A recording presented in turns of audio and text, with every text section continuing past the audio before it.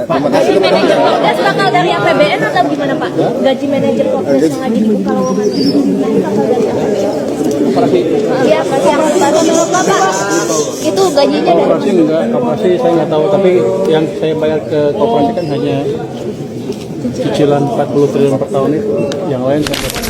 Gue makin gak ngerti sama program ini. Katanya rekrut 30.000 manajer operasional buat koperasi Merah Putih, tapi koperasinya dibangun di hutan, di pinggir sungai. Ini mau ngelola ekonomi atau dunia gaib? Ini fakta di lapangan, bukan ngarang. Tanah nggak laku tiba-tiba disulap jadi lokasi koperasi. Harga naik, duit negara keluar rapi banget mainnya. Dibilang penguatan fundamental. Fundamental apaan kalau dari awal udah ngawur? Harusnya fokus di titik strategis, bukan dipaksain tiap desa ada ini, bukan bagi-bagi warung. Sekarang logikanya, manajer digaji negara, oke. Tapi karyawan lain, dari mana? Dari koperasi yang sepi, kayak kuburan, barang numpuk, busuk, kadaluarsa, rugi, dan ujungnya negara lagi yang nombokin. Ini program ekonomi atau proyek bakar uang? Kayak nyewa 30.000 kapten kapal, tapi kapalnya kandas di darat.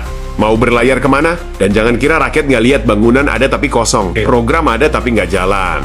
Kalau ini cuma jadi ajang cari untung oknum. Jangan salahkan kalau orang mulai bilang ini bukan solusi. Ini masalah baru.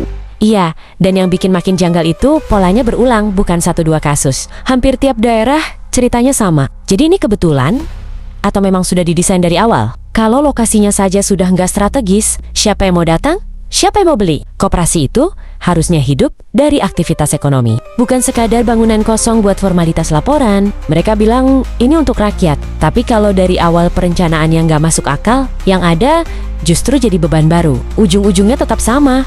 Operasional nggak jalan, pemasukan minim, biaya tetap tinggi, lalu negara lagi yang nutupin. Ini yang bahaya karena kelihatannya seperti program besar, tapi pelan-pelan bisa jadi lubang anggaran yang terus membesar. Dan kalau ini dibiarkan, kepercayaan masyarakat bisa runtuh karena rakyat lihat sendiri mana yang benar-benar kerja dan mana yang cuma proyek yang dipaksakan. Jangan lupa di-follow ya.